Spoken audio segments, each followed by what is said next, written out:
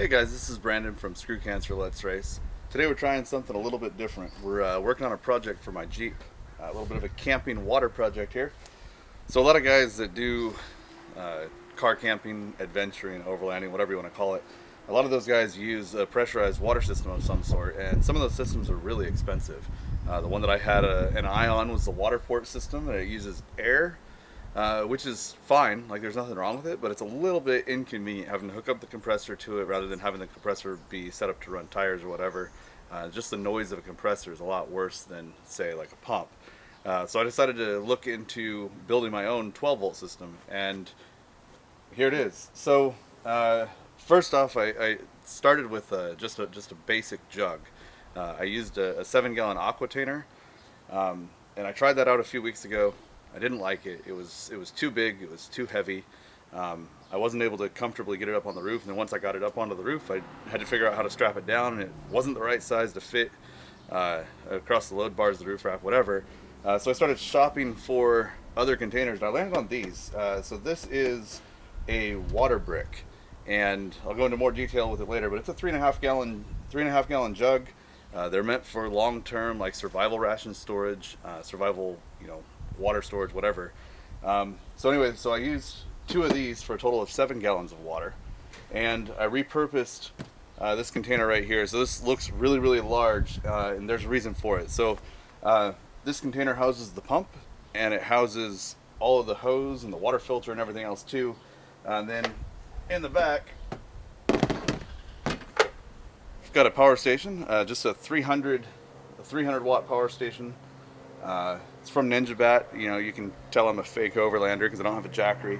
Anyhow, so I got the power station right here, and this is what I'll use to power it when I'm in camp and it's not plugged into the back of the Jeep. So that's that. Anyway, let me take the camera off the tripod. We'll go through what some of the components are.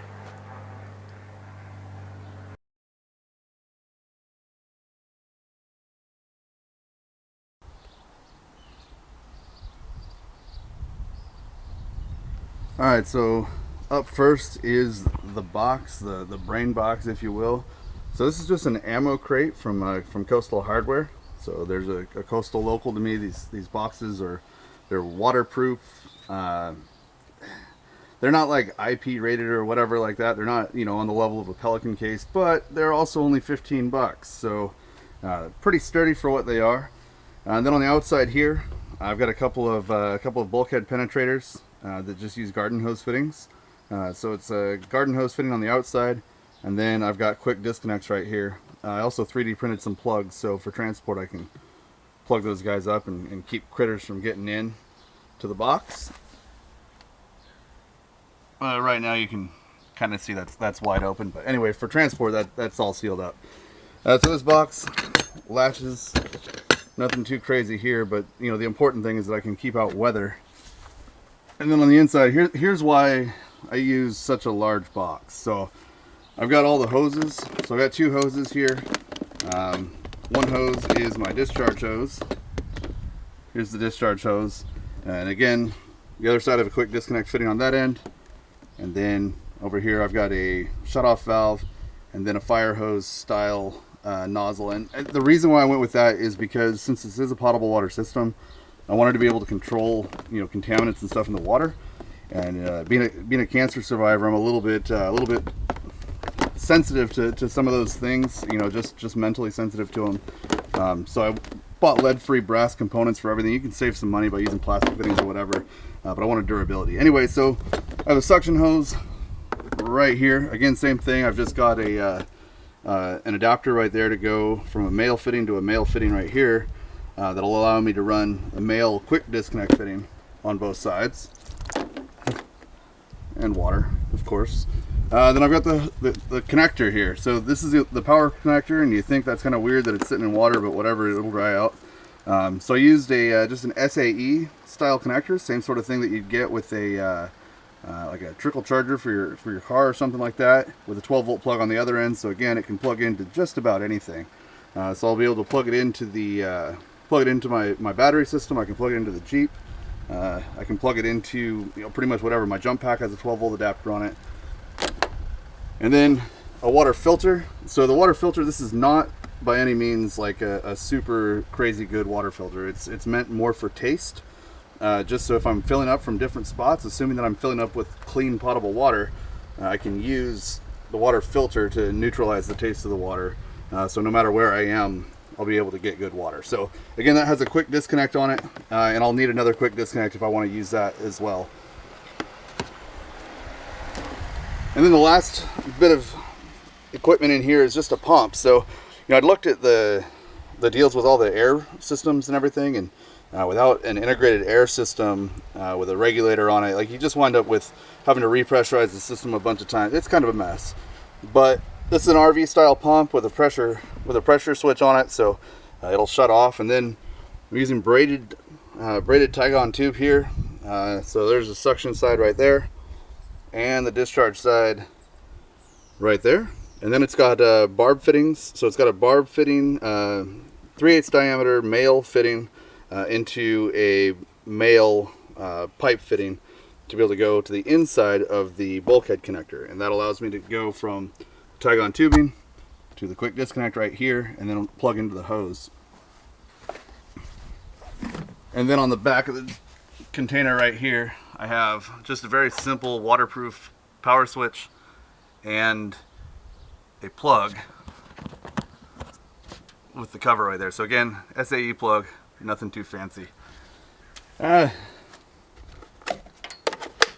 over here, just a standard power station. So a lot of people use their Gold Zero or their Blue Yeti or Jackery, whatever. Anyway, anything will power this. So they're meant to have a fairly low draw, and with it on the pressure switch, it'll run. It'll charge it up to pressure, and it'll hold the pressure with the pump off. And then when it dips below a certain pressure, it'll fire back up.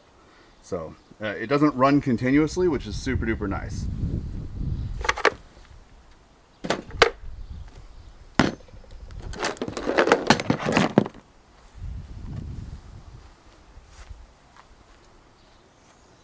All right, over here is the water brick. So I did a lot of research trying to figure out a smaller capacity water jug. Again, I tried the 7-gallon. I couldn't hardly lift it on the roof.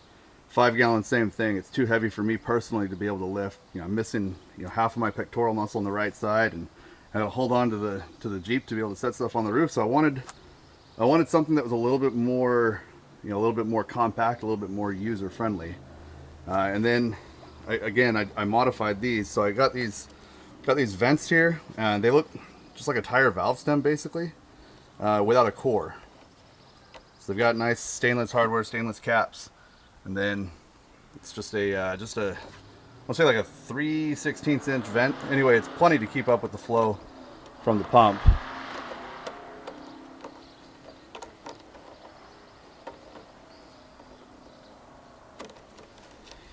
And again, same thing down here. I took the cap and modified the cap, and put the same bulkhead fitting into the cap that I'm running on the box. The only difference is I've got a silicone hose, like from a kegerator. A silicone hose that runs on the inside that's just a couple of inches longer than the distance from the cap to the base of the jug right there. And the reason for that is so it can flop around on the bottom and it can get to every last corner. So I ran one of these dry, almost dry, and I wound up with about a 1/4 inch of water left in the bottom of it. So half a cup or so. So 3.5 gallon tank, but I've got about maybe 3 1/4 to 3 3/8 of a gallon that's actually usable. So it's not too bad. Anyway, quick disconnects and a ball valve, shut-off valve here, just like the other one. So again, both of these exactly the same. The rack, I made this myself yesterday. Don't look too close to the welds, they're pretty ugly. But I made this to be able to mount everything without any flex. So the cool part about the water brick is they interlock like Legos. So you can see they've got a male, kind of a I don't know, like, what do you call it, like a button, and then the other side, the underside of it has a female, like the receiver part of it too, and it's identical, just inverted. So the two jugs interlock perfectly, and then I designed the cradle for it with minimal clearance all the way around. So I sized it just about 1/4 inch outside diameter, or excuse me, outside dimension larger than the jugs themselves. So they have about a 1/16 total clearance. And then right here, I decided, well, what better way to secure it than to run a rod in the crevice here. So run a rod, I'll put a nylock nut on one side so I don't ever have to remove that, and then just a wing nut on this side. Can't really do that with one hand, but kind of get the idea. Anyway, I'm gonna take a break here, put it back on the tripod, and I'll hook everything up.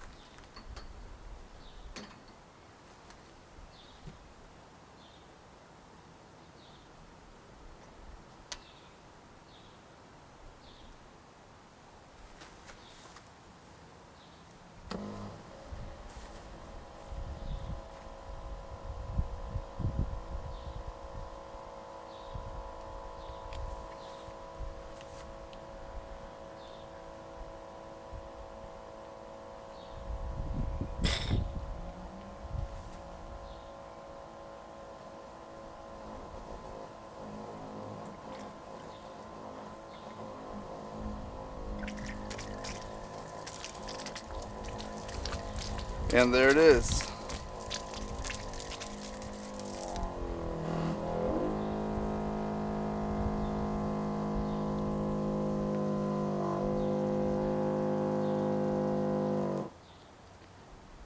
So I'm not sure if you can hear it, but you just hear the pump shut off. And now it's just going to surge to maintain pressure. I haven't let all the air out of the line or anything just yet, so it'll surge a little bit more than normal. But that's it. It takes just a minute to set everything up, and you don't even have to sit here and let everything run. So ideally, in the back of the Jeep, I'm going to wind up with two power switches for it. So I've got the power switch on the box, and then I'm going to put another power switch in the back panel of the Jeep, so it'll be super easy to just shut it off as required. But anyway, that's pretty much the gist of how the actual system works. And then, of course, you might be wondering, how difficult is it to get everything on and off of this, or how easy is it to change, which box you're on? So it's pretty easy to change boxes anyway, or change tanks. So you just shut off the pump shut off the suction valve right there. Put your cap back on. Open the cap for the other guy. So this is going to splash because it's probably under pressure. Oh, not too bad.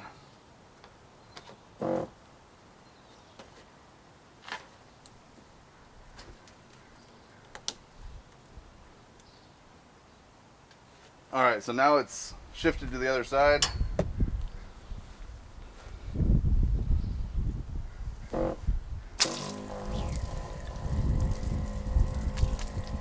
And we have water again.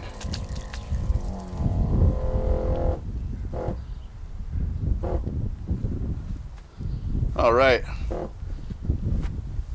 So that works pretty well. It's super duper easy, not anything too horribly difficult. So let's go ahead and say you want to refill one of these jugs. So let's pretend one of these is empty. So I'm going to pretend that the right side one is empty, since that's the one that's not on service right now. Just hold on to the nut, undo the wing nut,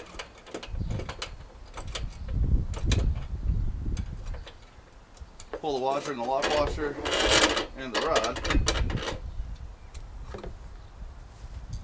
Throw these guys back on for safekeeping.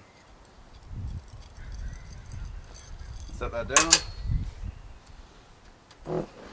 So these are both full right now. So that's 3.5 gallons a piece. So 25 pounds each. So you can pull one out and put the other one back on, and you don't really have to disconnect anything or anything like that. So it works pretty good. But anyway, that's my it's my homemade water system. Again, I'll leave some comments or whatever, and if you have any questions on details, I can post up a shopping list for it. So super easy. So all in, about $360 for this.